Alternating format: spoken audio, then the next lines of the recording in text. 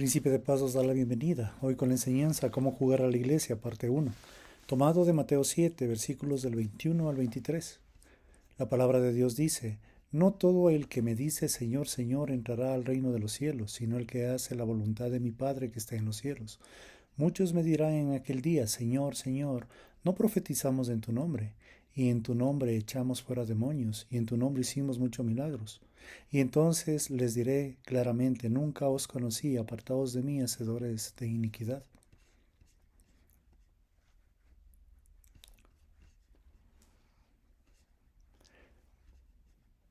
Mateo 13 nos indica que el periodo de la iglesia va a ser insólito. En Mateo capítulo 12, versículos del 22 al 31, los fariseos y aquellos relacionados con ellos habían cometido un pecado imperdonable a atribuir las obras de Cristo a Satanás. Jesús les dijo que les perdonaría cuando el pecado, pero no este, en otras palabras. Era como si les estuviera diciendo, si han visto todo lo que he hecho, si han visto todos los milagros que han oído, todo lo que os he dicho, y todo lo que pueden concluir es que hice por Satanás, ustedes están fuera de la posibilidad de creer.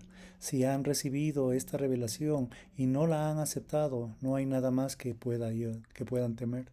Sígame, véngame, obsérveme, escúcheme, y al concluir es satánico.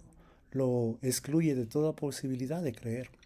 La era de la iglesia en Mateo capítulo 13, al situar a Israel aparte de su incredulidad, Cristo comienza a establecer parábolas que describen la naturaleza única del periodo de la iglesia.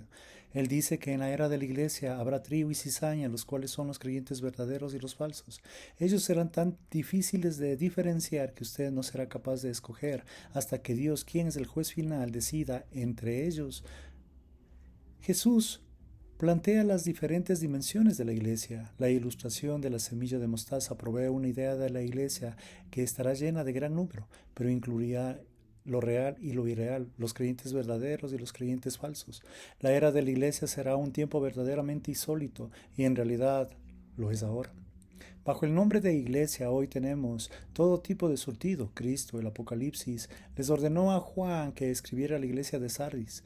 Yo conozco tus obras, que tienen nombre, que vives y están muertos. Apocalipsis 3.1. Qué contrario. Sobre muchas iglesias de hoy tienen un título, tienen un nombre, pero están muertas. ¿Por qué están muertas? Están muertas fundamentalmente porque la gente dentro de ellas está muerta. Se podría decir que sin tener temor a equivocarnos, que el día de hoy en gran parte de nuestro país la mayoría de los miembros de las iglesias ni siquiera saben cómo ser un cristiano, porque ellos están muertos espiritualmente. Pablo dijo en Efesios 2.1, estabais muertos en vuestros delitos y pecados. Por lo tanto, personas muertas han de construir iglesias muertas. La iglesia de hoy no sufre o muere a causa de los ataques desde fuera. Satanás no necesita perder el tiempo con ellos, ya que las personas se encuentran muertas dentro de ella. Por otra parte, una iglesia viva, una iglesia que conoce a Jesucristo y proclama su evangelio, siempre va a estar padeciendo ataques de todo tipo en la iglesia. Será a la conciencia de la comunidad. Jesús dijo, ay de vosotros, cuando todos los hombres hablen bien de vosotros. Lucas 6:26. La iglesia siempre debe estar en los polos opuestos del mundo. La luz de las tinieblas no tiene el compañerismo entre sí. ¿Y qué concordia Cristo con el Baal?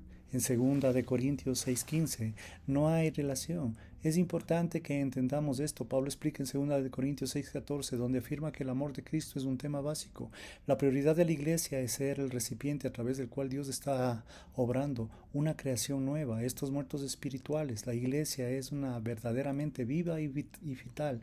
Manifiesta el evangelio de los muertos espirituales en el evangelio por sí solo, pues les da vida. Esta visión de la iglesia, no hay manera bíblica que la iglesia pueda cortejar al mundo. La iglesia ha de ser la conciencia del mundo. La iglesia debe estar tan definida en el cumplimiento y en su rol, de manera de que llegue a ser antagonista para el mundo. Para los que están afuera de Cristo, la barca desde la iglesia ha de ser el asiento menos confortable en el mundo, porque representamos un evangelio que se separa. Porque cuando la iglesia Arrulla al mundo, la iglesia está muerta. La iglesia en Sardis pensaba que se encontraba viva, pero estaba cortejando al mundo, por lo tanto esta no estaba muerta sino viva. Apocalipsis 3:1. La tarea de la iglesia no es solamente enseñar a los santos, sino también advertir a los humanos de las normas de Dios. No estamos siendo justos o fieles llamando a Dios si todo lo que hacemos es anunciar la vida abundante. Ahora bien, la salvación es una dimensión grande, pero en algunos momentos hemos tenido que proclamar que el hombre es un pecador, que está apartado de Dios santo y que a sus ojos de Dios es objeto de juicio de Dios. Él, el Hijo de la ira, como dice Pablo en Efesios 2:3, proclama con de nuevo la verdad de Cristo, y la verdad del hombre en su pecado es dividir. En Mateo 10, del 36 al 36, Jesús dijo: no penséis que he venido a traer paz a la tierra, no he venido a traer paz sino espada, por lo cual he venido para poner una disensión al hombre contra su padre, a la hija contra su madre, a la nuera contra su suegra, y a los enemigos del hombre serán los de su casa.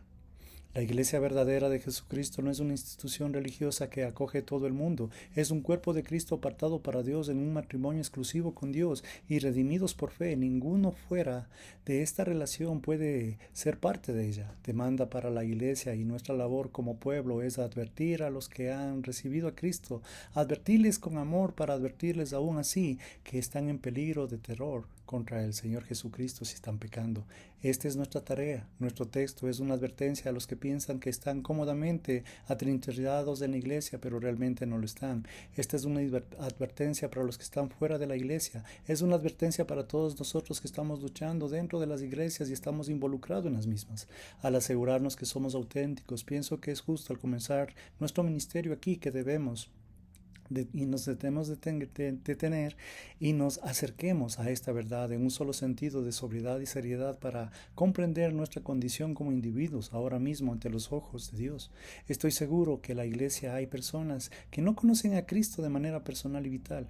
Estoy convencido de aquello cuando el número de la congregación de esta mañana, hay muchos sentados aquí en este auditorio que han venido a una iglesia muchas veces, pero no conocen a Cristo. Quizás ellos experimentan sensaciones religiosas y tal vez emociones de santurrón, pero ellos no conocen a Jesucristo. Estoy convencido de que antes que como iglesia podríamos movernos como un cuerpo, debemos llegar a ser una unidad. La única manera en la que podemos estar unidos y llegar a ser uno como Cristo oró que fuéramos cuando todos seamos auténticos y genuinos. Cristo, quiero pues que examinemos cuidadosamente nuestras vidas. Observemos la escena de Mateo 7:22 y la frase en aquel día. Esta frase es importante porque es una referencia a un día particular que viene Cristo y que va a juzgar. La idea de aquel día está relacionada con la Biblia y con el juicio en la segunda ilustración de este día. Una referencia similar el día aparece en 1 Corintios 3:13 con relación al tiempo del juicio de los creyentes. Aparecerá con frecuencia en los varios pasajes de la Biblia con relación al juicio divino de los incrédulos. Está por venir el día de Dios que va a juzgar, porque ha de venir el día en que el gran trono blanco va a ser una realidad. En Apocalipsis 20, versículos 11 y 12, ilustra un gran cuadro al final del juicio final, y vi un gran trono blanco en el cual estaba sentado él, delante del cual huyeron a la tierra, el cielo, y ningún lugar se encontró para ellos. Y vi a los muertos grandes y pequeños de pie ante Dios, y los libros fueron abiertos, y otro libro fue abierto, el cual es el libro de la vida. Y fueron juzgados los vivos y los muertos, las cosas que estaban escritas en los libros según las obras. En otras palabras, ellos no tuvieron una fe agradable para Dios. Sus obras fueron todo sobre las cimentaciones de sus vidas. Si conoce algo acerca de esto, sabe que la Biblia dice, por lo que las obras de la ley ningún ser humano será justificado, Romanos 8:20. Y el mar entregó los muertos que habían en él, y la muerte y el Hades entregaron los muertos que habían en ellos, y fueron juzgados cada uno según sus obras. Y la muerte y el Hades fueron lanzados al lago de fuego. Esta es la muerte segunda. Y el que no se halló inscrito en el libro de la vida fue lanzado al lago de fuego. Apocalipsis 20, del versículos del 13 al 15. En Mateo 7, de los versículos del 21 al 23, se nos traslada al juicio al final. Estamos delante del gran trono blanco, viviendo algunos de ellos que están cara a cara con Cristo en aquel tiempo. Ellos le dicen, Señor, Señor, aquí estamos nosotros, somos aquellos que eran religiosos. Pedro le llama a este día el día del juicio y la perdición de los hombres impíos, 2 de Pedro 3:7. La frase hombres impíos podría hacerse una dura vista del hecho que estas personas eran religiosas. Hay un gran silencio aterrador en este juicio. Por favor, estamos en el tiempo de gracia, regrese a Cristo. Cristo está llamando a su puerta de su corazón, acéptelo antes que sea tarde. príncipe de paz os agradece.